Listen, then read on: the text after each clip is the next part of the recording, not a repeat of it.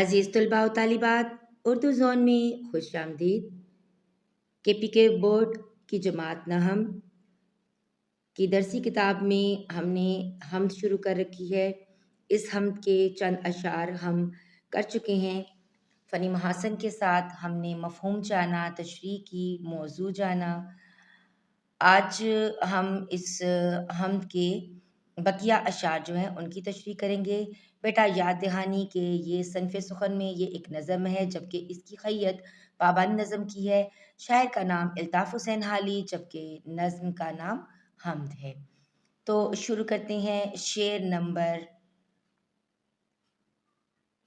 5۔ شعر ہے کہ عظمت تیری مانے بن کچھ بن نہیں آتی، عظمت تیری مانے بن کچھ بن نہیں آتی، ہیں خیرہ و سرکش بھی دھم بھرتے صدا تیرا۔ اس شعر کے مشکل الفاظ دیکھ لیتے ہیں۔ عظمت کہتے ہیں بڑائی کو یا شان کو، تیری یعنی اللہ تعالیٰ کی طرف یہ اشارہ ہے، اسم اشارہ ہوگا۔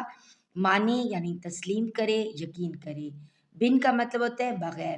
کچھ بن نہیں آتی محاورہ ہے، یعنی کچھ بھی ممکن نہ ہونا۔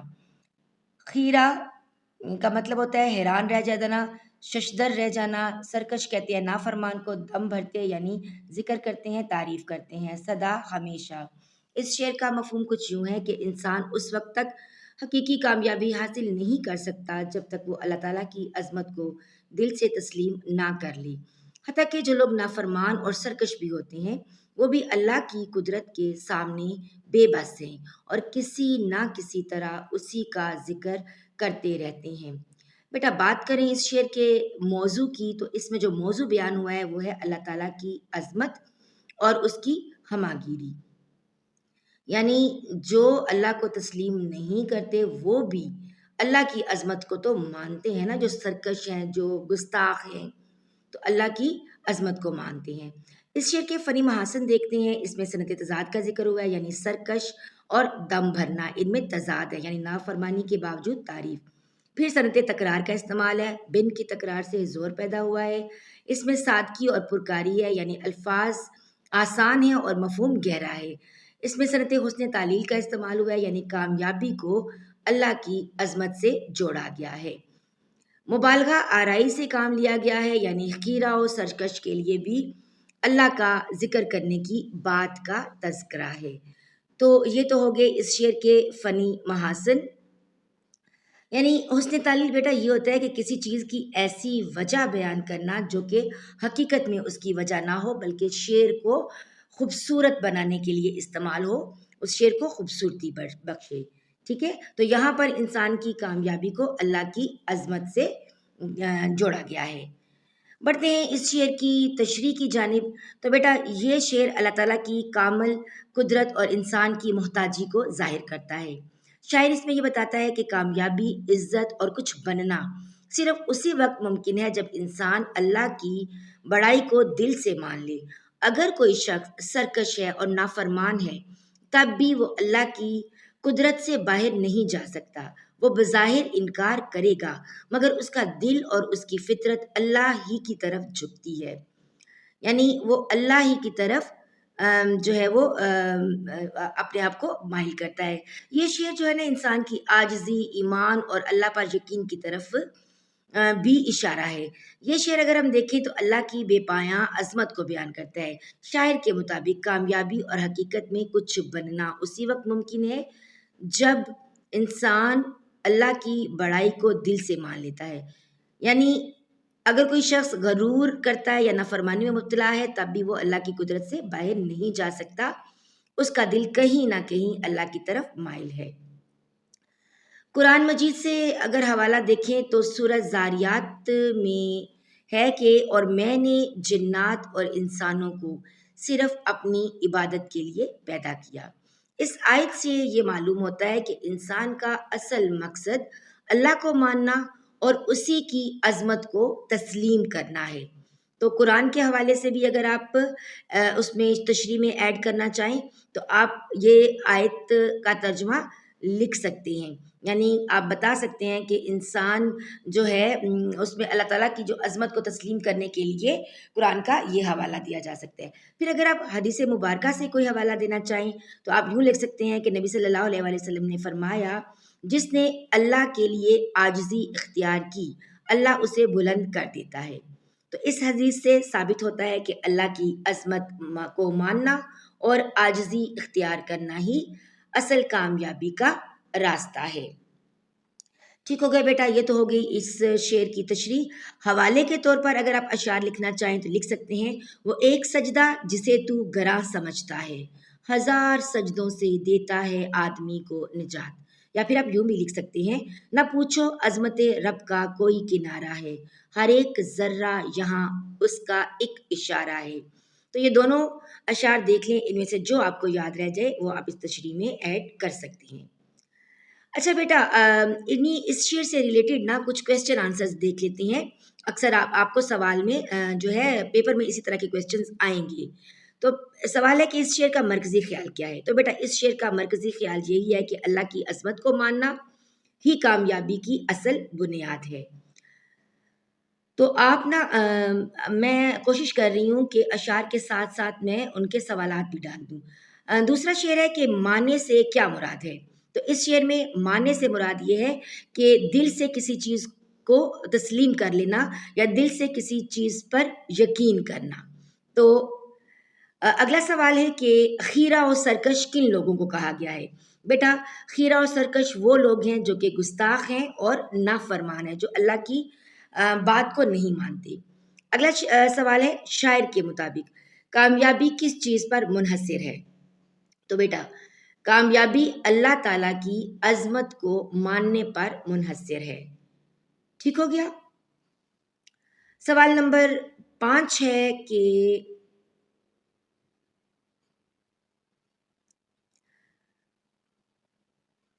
اس میں اوکے نیکسٹ کویسچن ہے، اس شعر کا مفہوم بیان کریں۔ تو بیٹا انسان اللہ کی عظمت کو مانے بغیر کچھ نہیں بن سکتا، حتیٰ کہ سرکش لوگ بھی اسی کے محتاج ہیں۔ تو آپ ان سوالات کو ایک نظر دیکھ لیجئے گا، شعر نمبر 5 سے ریلیٹڈ یہ سوالات ہیں۔ اسی طرح آپ کوشش کیجئے گا کہ جب آپ ایک شعر پورا پڑھتے ہیں، اس کے فنی محاسن جان لیتے ہیں، اس کی تشریح جان لیتے ہیں، موضوع سمجھ میں آ جاتا ہے، ورڈز میننگز آپ کو سمجھ میں آ جاتے ہیں، تو کوشش کریے کہ آپ اس شعر سے متعلق سوالات خود تیار کریں، کیونکہ آپ کا جو حصہ قواعد میں سے سوال آئے گا نا اشعار کا، تو قواعد کا بھی اور حصہ نظم میں سے بھی، تو آپ کو نا کویسچنز کے آخر میں شعر سے ریلیٹڈ سوالات بھی دیے جائیں گے، یعنی ایک تو آپ کو شعر کی تشریح کرنی ہوگی نا، پھر آپ کو 2 نمبر کا ایک سوال آئے گا کہ آپ کو 3 سوالات دیے ہوں گے، وہ آپ نے کرنے ہوں گے۔ تو میں کوشش کر رہی ہوں کہ جتنے بھی اشعار ہیں ان سے ریلیٹڈ کچھ کویسچنز جو ہیں وہ آپ کو بنا کے دے دوں، تاکہ آپ کو جو ہے وہ اشعار سے متعلق سوالات کے جوابات بھی آتے ہوں۔ اور پھر ہم انشاءاللہ جو ہماری ایکسرسائز ہوگی نا، اس میں جو سوالات ہوں گے وہ ہم نہیں کریں گے، کیونکہ وہ سارے سوالات ہم اشعار کے ساتھ ہی کرتے جا رہے ہیں۔ ٹھیک ہو گیا بیٹا؟ تو بڑھتے ہیں ہم آگے اپنے نیکسٹ شعر کی طرف، جو کہ شعر نمبر 6 ہے۔ شعر ہے، تو ہی نظر آتا ہے ہر شے پہ محیط ان کو، جو رنج و مصیبت میں کرتے ہیں گلہ تیرا۔ مشکل الفاظ کے معنی دیکھتے ہیں۔ تو ہی سے مراد ہے، تو یہاں پر کس کے لیے استعمال ہوا ہے؟ اللہ تعالیٰ کے لیے۔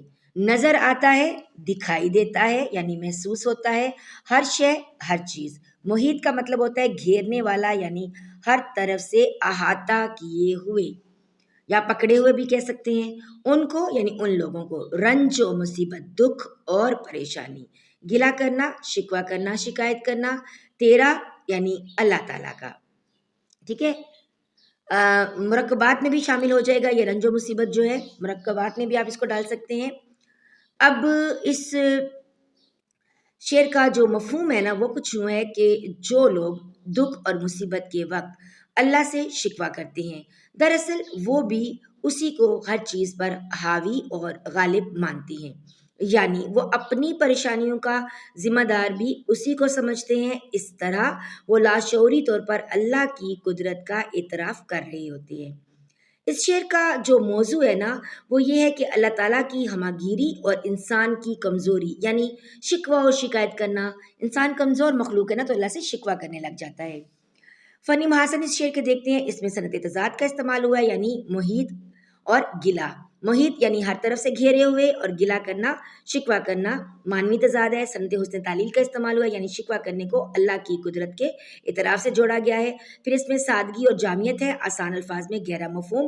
مبالغہ آرائی سے کام ہوا ہے، یعنی ہر شے پر اللہ کے محیط ہونے کا بیان کیا گیا ہے۔ ٹھیک ہو گیا، بڑھتے ہیں تشریح کی جانب۔ یہ شعر انسانی فطرت کی عکاسی کرتا ہے۔ شاعر کہتا ہے کہ اللہ تعالیٰ ہر چیز پر محیط ہے، یعنی اس کی قدرت اور اختیار ہر جگہ ہے۔ جب انسان پر مشکل وقت آتا ہے تو وہ صبر کے بجائے شکوہ کرنے لگتا ہے اور اپنی تکلیف کا ذکر اللہ سے کرتا ہے، حالانکہ یہ شکوہ بھی اس بات کا ثبوت ہے کہ وہ اللہ کو ہی ہر چیز کا مالک اور مختار مانتا ہے۔ یہ شعر ہمیں صبر، شکر اور اللہ پر مکمل بھروسہ رکھنے کی تعلیم دیتا ہے، نہ کہ شکوہ یا شکایت کرنے کی۔ قرآن مجید میں ہے کہ عنقریب ہم انہیں اپنی نشانیاں آفاق میں بھی دکھائیں گے اور ان کے اپنے نفسوں میں بھی۔ تو اس آیت سے معلوم ہوتا ہے کہ اللہ کی قدرت ہر جگہ ظاہر ہے۔ پھر سورہ بقرہ میں ہے کہ ممکن ہے تم کسی چیز کو ناپسند کرو اور وہ تمہارے لیے بہتر ہو۔ تو یہاں پر مصیبت میں شکوہ کی بجائے حکمت کو سمجھنا چاہیے، یعنی انسان کسی چیز کو ناپسند کرے لیکن وہ چیز اس شخص کے لیے بہت بہتر ہو، تو شکوہ کرنے کی بجائے ہمیں اللہ تعالیٰ کی حکمت کو، اللہ کی مصلحت کو سمجھنا چاہیے، یعنی ہر چیز میں اللہ کی مصلحت چھپی ہوئی ہے، لیکن انسان کی عقل ناقص ہوتی ہے، انسان کی سوچ کم ہوتی ہے، اس لیے وہ اللہ کے رازوں کو نہیں جان سکتا اور کیا کرتا ہے، وہ شکوہ اور شکایت کرنا شروع کر دیتا ہے۔ حدیث مبارکہ میں نبی ہے کہ نبی کریم صلی اللہ علیہ وسلم نے فرمایا، مومن کا معاملہ عجیب ہے، اس کے ہر حال میں بھلائی ہے، اگر اسے خوشی ملے تو شکر کرتا ہے اور اگر مصیبت آئے تو صبر کرتا ہے۔ بیٹا اس حدیث سے ہمیں صبر اور شکر کی اہمیت کی جو ہے وہ واضح اہمیت اس کی ہو جاتی ہے۔ تو اگر آپ کو یاد رہ جائے تو یہ لکھ لیجئے گا۔ شعر نمبر 6 سے متعلق بھی چند مختصر سوالات کے جوابات دیکھتے ہیں کہ اس شعر کا مرکزی خیال کیا ہے۔ تو بیٹا اس شعر کا مرکزی خیال یہی ہے کہ اللہ تعالیٰ ہر چیز پر غالب ہے اور انسان مصیبت میں اسی سے شکوہ کرتا ہے۔ پھر ہے محیط سے کیا مراد ہے؟ بیٹا محیط کا مطلب بتا دیا تھا، یعنی ہر طرف سے گھیرنے والا، اور وہ کون ہے؟ اللہ تعالیٰ ہے۔ پھر ہے شاعر نے کن لوگوں کا ذکر کیا ہے؟ اس کا جواب کچھ یوں ہوگا کہ ان لوگوں کا ذکر کیا ہے جو دکھ اور مصیبت میں اللہ سے شکوہ کرتے ہیں۔ یہاں پر شاعر نے ان لوگوں کا تذکرہ کیا ہے۔ اگلا سوال ہے، اس شعر میں انسان کی کون سی کمزوری بیان ہوئی ہے؟ تو اس شعر میں مصیبت میں صبر کرنے کی بجائے شکوہ کرنے والی کمزوری جو ہے وہ بیان ہوئی ہے کہ جب انسان کو مشکل پیش آتی ہے تو وہ شکوہ کرتا ہے۔ اگلا سوال ہے، گلہ کرنا کا کیا مطلب ہے؟ بیٹا گلہ شکوہ ہی کو کہتے ہیں، یعنی شکایت کرنا۔ نیکسٹ کویسچن ہے، اس شعر کا مفہوم مختصراً بیان کریں۔ تو بیٹا مصیبت میں شکوہ کرنے والے جو لوگ ہیں وہ بھی دراصل اللہ کی قدرت کو تسلیم کرتے ہیں۔ یہ تو ہو گئے ان مختصر سوالات کے جوابات۔ اچھا، حوالے کے اشعار لکھنا چاہیں تو آپ لکھ لیجئے گا۔ شکوہ بھی اسی سے ہے، شکایت بھی اسی سے، جو کچھ بھی ملا ہم کو عطا بھی اسی سے۔ یا پھر لکھ سکتے ہیں، ہر درد کی دوا ہے اسی کے کرم میں، جو صبر کرے وہی ہے اس کے حرم میں۔ یا یہ بھی لکھ سکتے ہیں، نظر آتا ہے ہر سمت وہی نور خدا، ذرہ ذرہ پکارے ہے وہی ہے رہنما۔ تو آپ کو ان میں سے جو بھی شعر یاد رہ جائے آپ اس کو حوالے کے طور پر لکھ سکتے ہیں۔ بیٹا ویڈیو لمبی ہو رہی ہے تو میرے خیال سے آج کے لیے اتنا ہی۔ آپ ان اشعار کو ایک نظر دیکھ لیجئے گا، ان کے فنی محاسن دیکھ لیجئے گا، تشریح ایک نظر دیکھ لیجئے گا۔ مجھے امید ہے کہ میں نے ان 2 اشعار کو ہر طریقے سے سوالات جوابات کے ساتھ بہت اچھے طریقے سے وضاحت کر دی ہے۔ انشاءاللہ اپنے اگلے ویڈیو لیکچر کے ساتھ حاضر ہوتے ہیں۔ دعاؤں میں یاد رکھیے گا۔ تب تک کے لیے اجازت۔ اللہ حافظ۔